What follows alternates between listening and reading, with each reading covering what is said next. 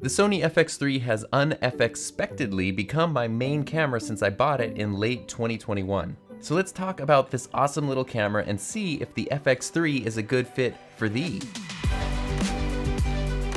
Obviously the FX3 has been out for a while right now, and there are a lot of other really good, really in-depth technical reviews about it, so I'm not gonna go necessarily that route. Instead, I'm going to explain how I use it, how it's changed my workflow, and some of the things I like about it, some of the things I don't like about it, and some of the more neutral things that I've noticed about it that may or may not make a difference for you if you're trying to decide on the right camera. And before we get into it, no, this video is not sponsored. I bought the FX3 along with all of my Sony cameras at full price.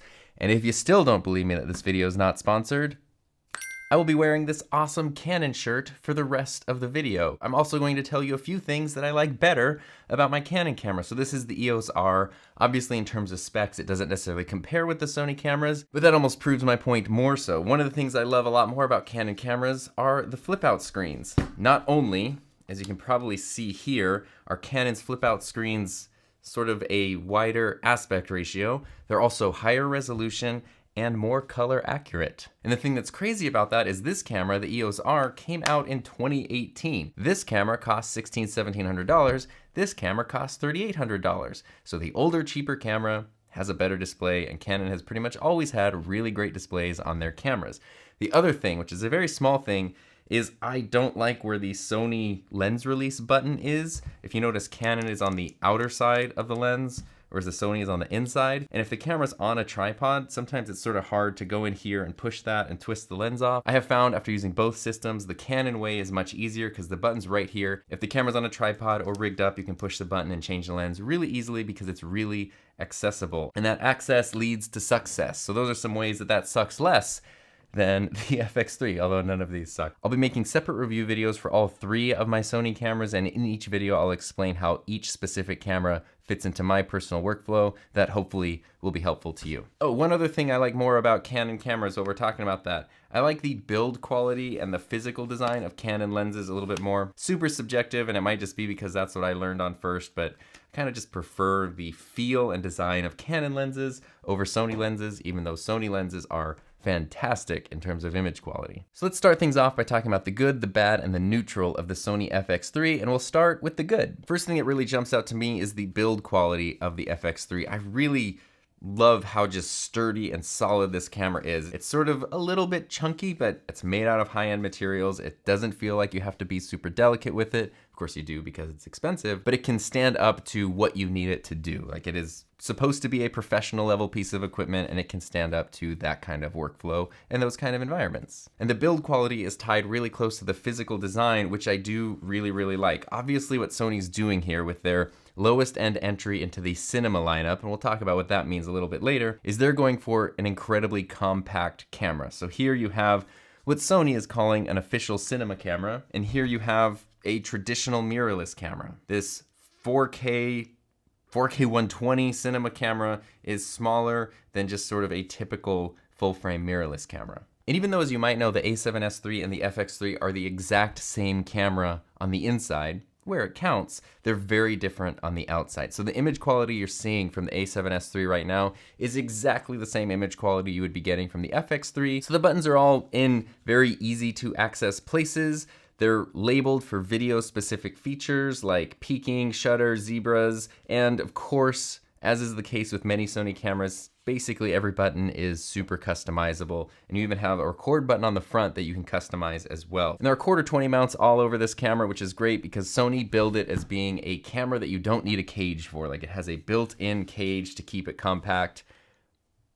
Depending on your setup, you might still want to add a cage to it. I personally don't though, because there are 3 quarter 20 mounts on the top, one on each side, and of course one on the bottom like you'd expect. The screen does bump out a little bit, and there are some vents here because there is a built-in fan for the FX3, and I am a fan of the fan because when I plan to film outside in the heat, I live in the desert, it gets to be upwards of 120 degrees plus Fahrenheit, which is like 43 degrees Celsius in the summertime here for days and weeks, sometimes even months on end. So even though the A7S III is never overheated on me, if I need to go film outside outside in those conditions, I know that by grabbing the FX3 and the fact that it has a built-in fan, I never have to worry about it overheating. And the FX3's fan is pretty quiet. It's actually running right now. I'll see if you can hear it.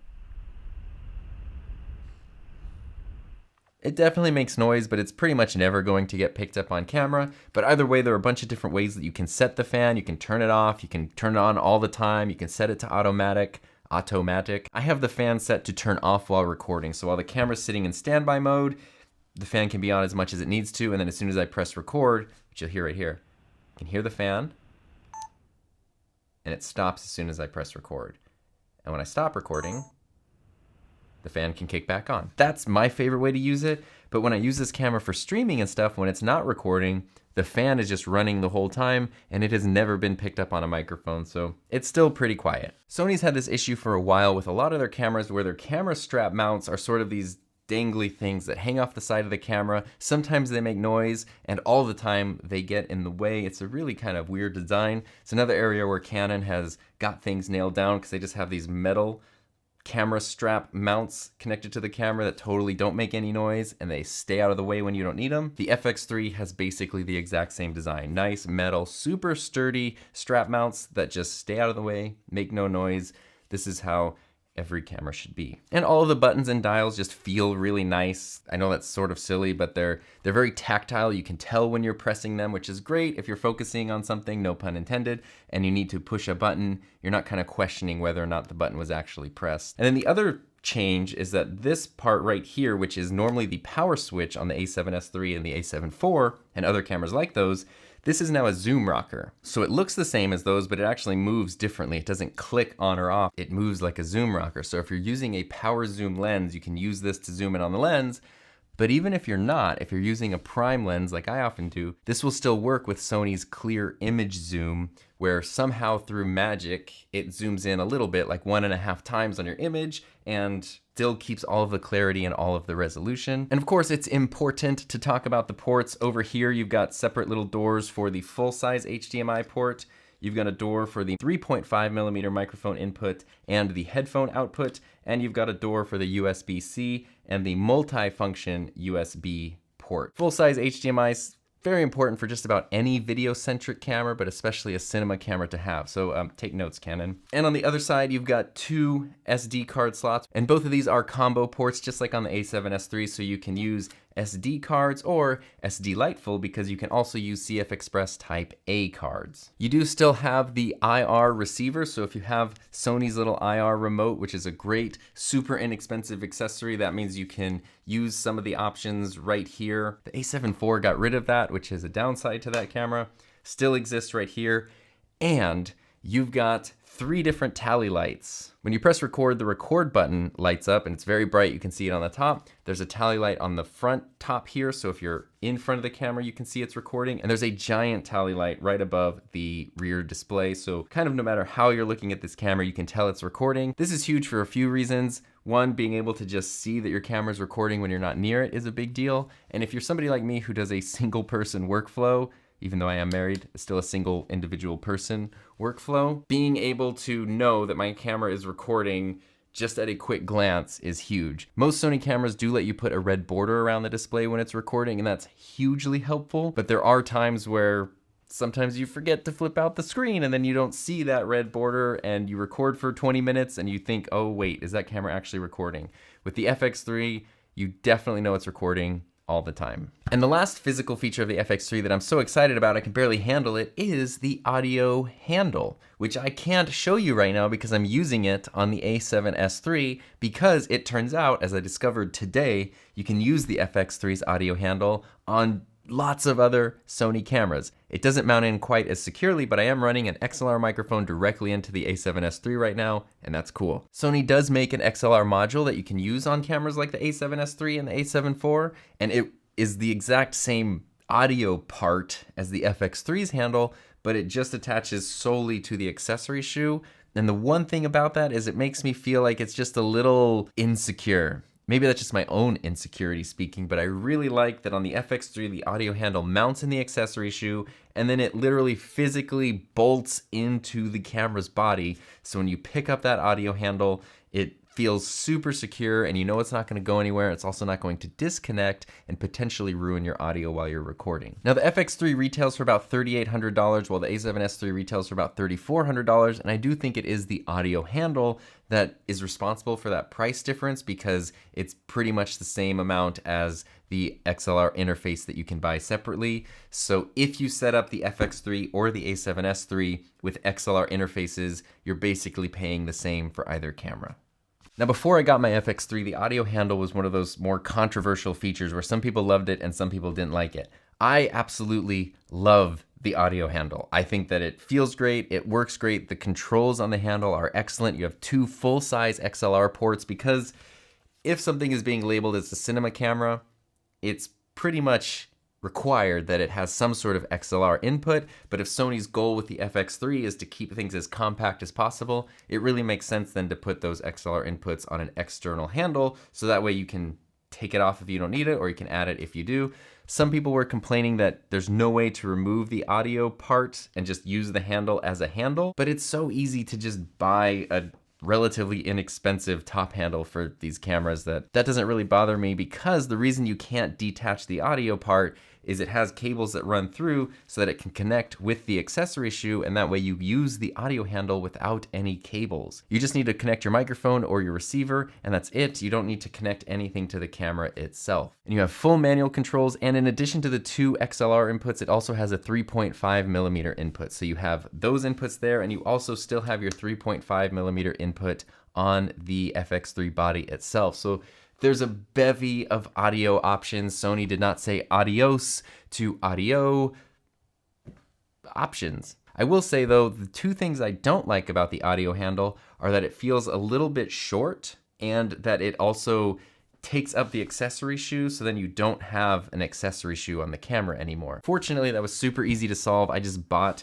this metal extender mount from Kondor Blue that's custom made for the FX3. So it does add some metal rigidity to the audio handle, which kind of reinforces it a bit. It adds a lot of 1/4 and 3/8 inch mounts, and it also adds a cold shoe mount on the back, which makes it super easy to attach a wireless transmitter or a mic receiver or anything along those lines. And I've also seen a lot of people complain about the microphone holder that's on the audio handle, saying that it's too big and sometimes it doesn't fit their microphones, but it's pretty much the same size as any professional level microphone holder that you would find. This is an old TV camera from 2003, but it has the exact same holder that's on the FX3 right there. It's the exact same size. And this does have a rubber ring around it that helps the microphone to fit here. The reason that these mounts are bigger than a lot of microphones is to help them to be more compatible with more microphones. So kind of no matter what the size of the body of your microphone is,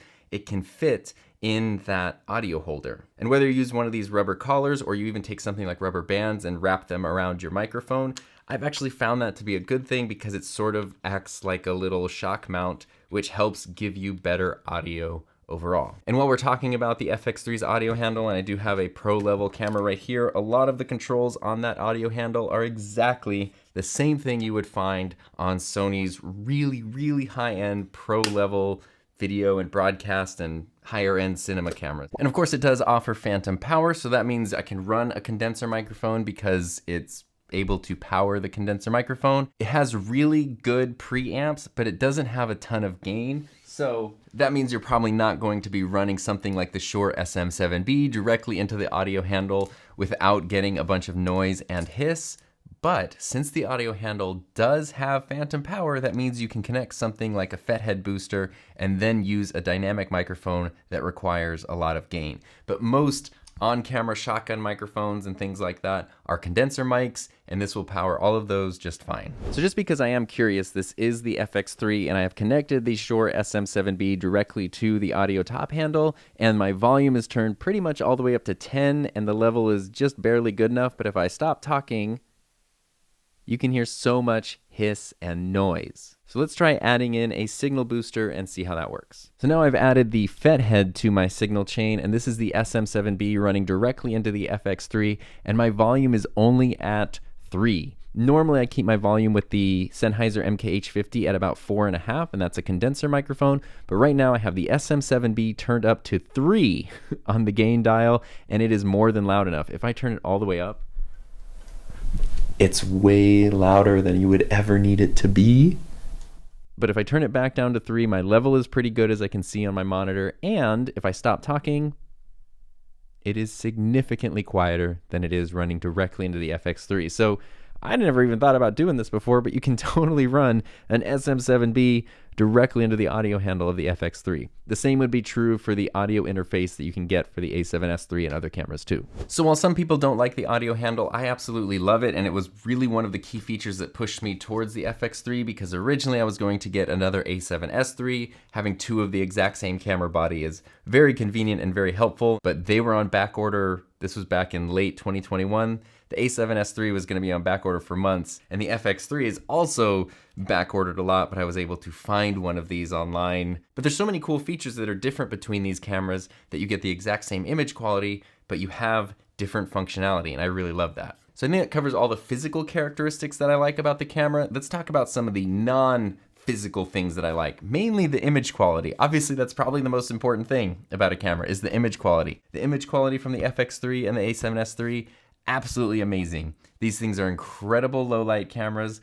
The full frame sensor's just awesome. It's that 12 megapixel sensor, which is still capable of shooting photos, and this does take still photos the same way that the A7S III does, and you can blow up a 12 megapixel. But if you want to blow it up really huge or do a whole bunch of crazy cropping, that's where you might find that 12 megapixels is a little bit wanting in terms of still photo capabilities. But that 12 megapixel sensor is really what makes these such powerful video cameras, because fewer, larger pixels equal better image quality, better low light performance, and less heat production. So that's why these don't really overheat. That's why they work so well in low light. So with my normal studio settings, this is what it looks like outside at nighttime. But if I bump up the ISO, we can go from 100, here's 640, 6400. I am filming with an anamorphic lens, and that's animazing. 12,800, all the way up to 25,600. All the way up to 128,000. This is unusable, but hey, it's there. So realistically, I could probably do 12,800 and actually get usable footage.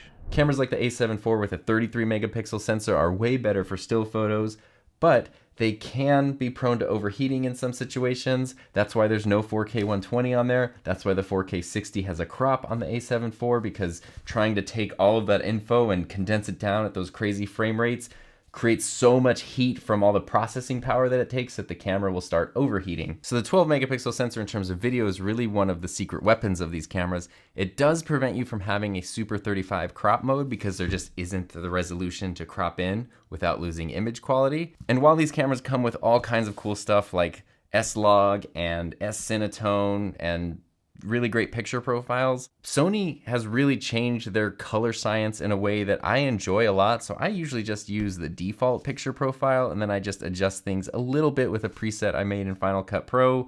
I'll put a link to that preset. You can download it for free if you want. I'll also put a link for my menu settings for the FX3 if you want to have yours set up the same way that I do.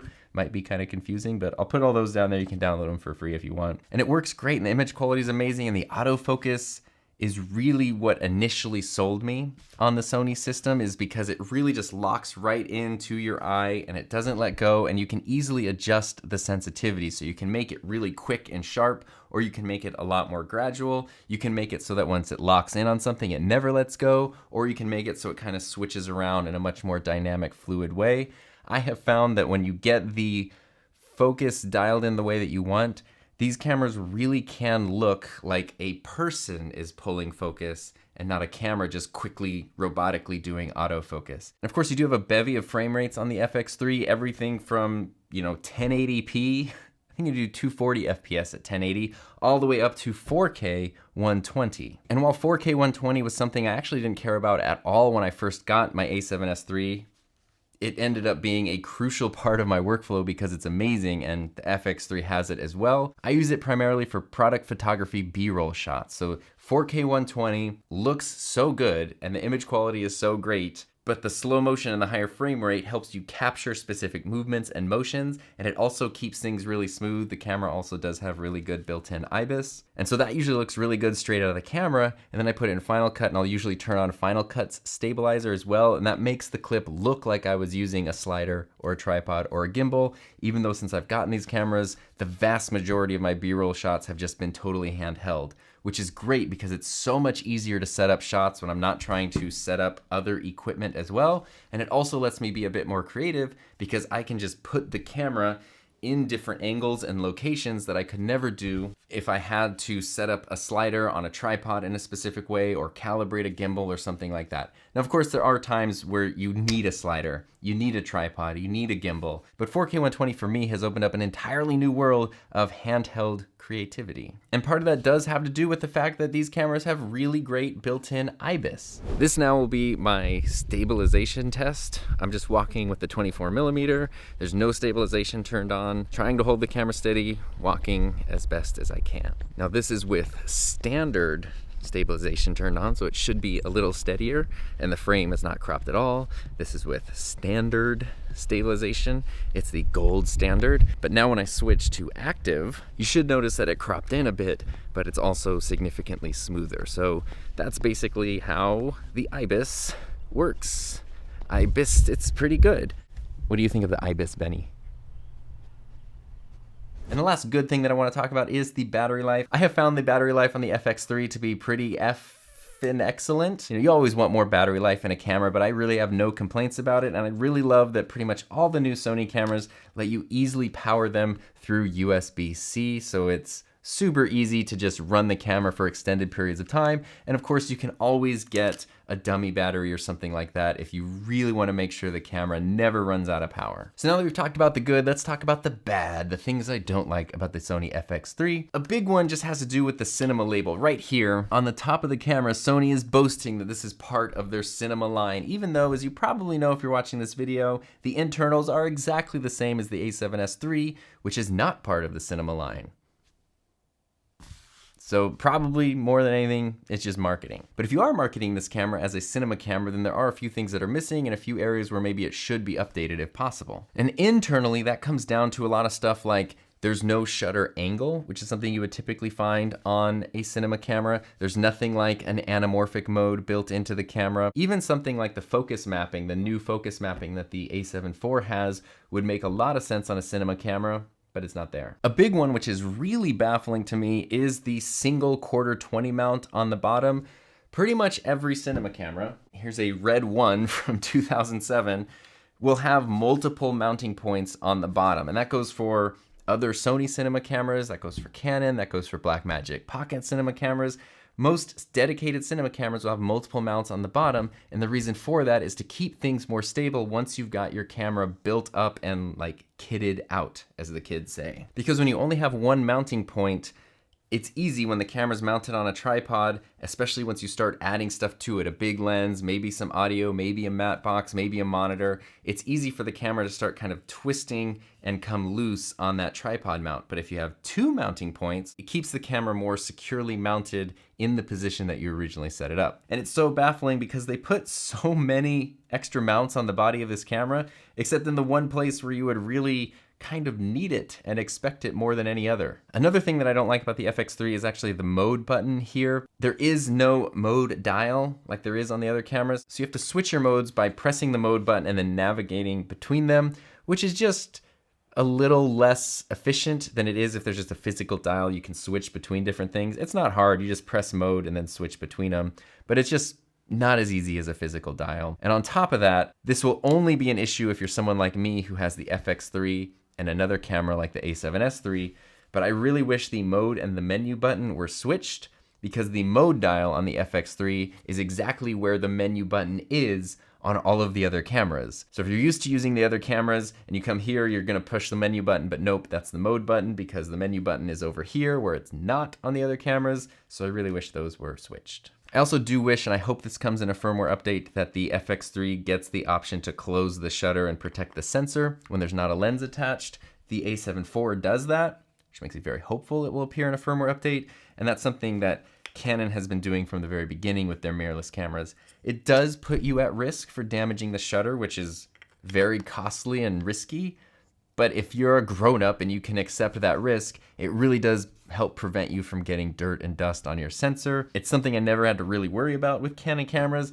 It's something I don't worry about nearly as much with the A7 IV, but with these two cameras, I'm like terrified of changing lenses because it's so easy for dust and dirt to get in there. And finally, not necessarily something I don't like about the FX3, but something that has been raised as a negative for a cinema camera is the fact that it does not have built-in ND filters. And I think there's a good reason for that, mainly because Sony's clearly going for compact size here. If you had physical ND filters in a camera this size, I don't know how you would have a physical ND filter in a camera this size. I don't think that you'd be able to. You need a bigger body to fit those ND filters.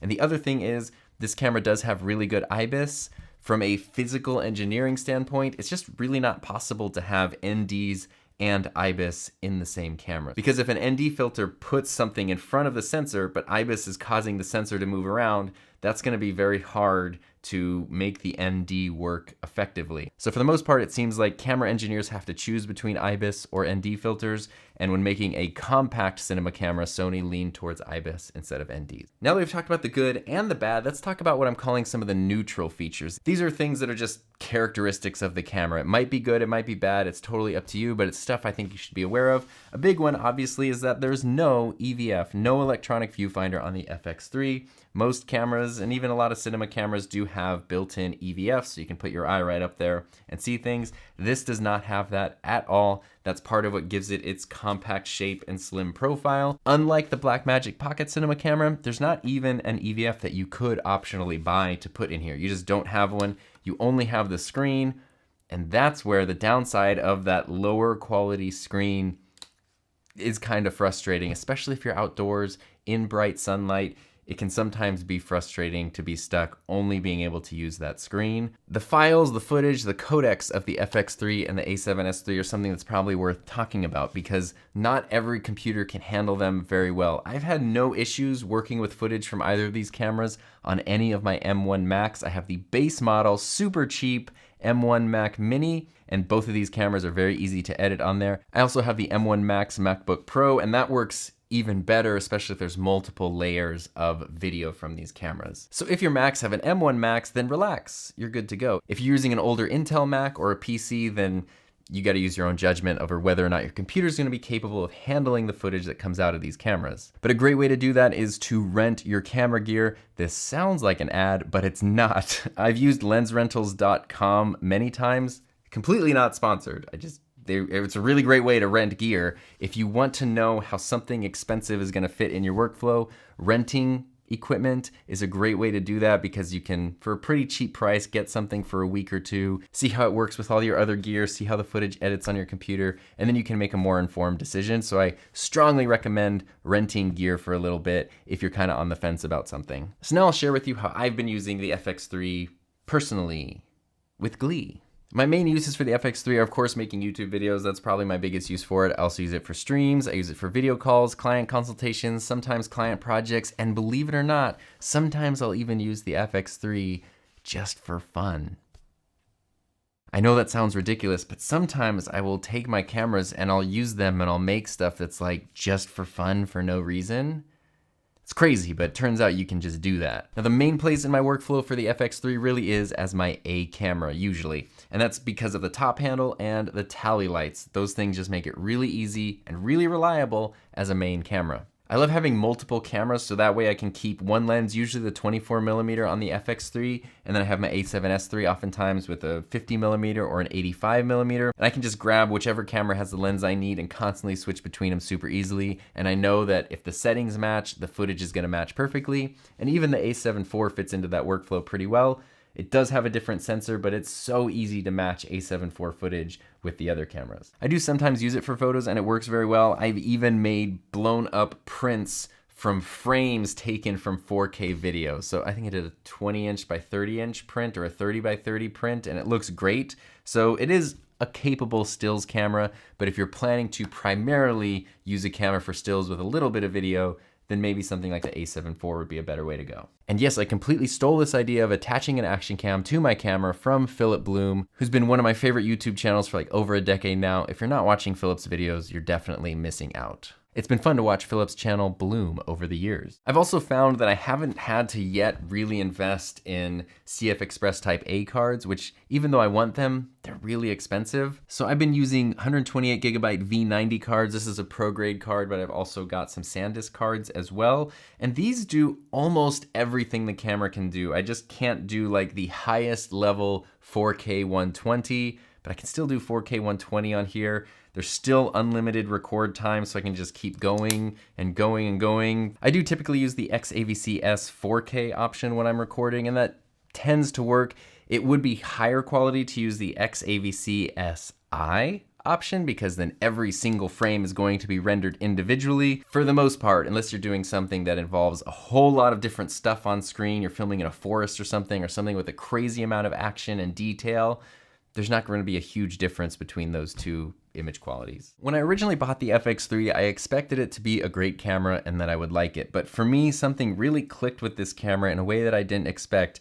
And I just can't tell you how much I enjoy using this thing. It's such a fun camera to use. It gives such great results, and it's been absolutely worth every penny that I spent on it. But of course, just because it's right for me doesn't mean it's right for you. So again, if you can rent cameras before purchasing them, I really think that's a smart thing to do. Speaking of smart things to do, thank you to everyone who helps support my channel through Patreon and YouTube channel memberships. And if you're still not sure which camera's right for you, check out some of my other camera reviews right here.